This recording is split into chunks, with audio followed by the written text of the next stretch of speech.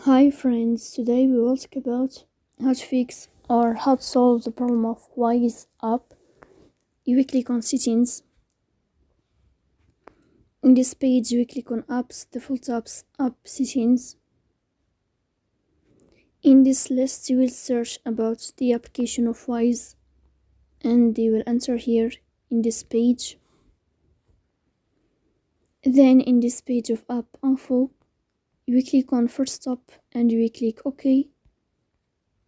Here you will enter to the window of storage. Then you will click on clear cache. In the end you will turn off your phone and you will wait a moment to restart your phone again to fix that problem. So that's all. Don't forget to support us by like and subscribe. See you next time and thank you for your watching and your attention.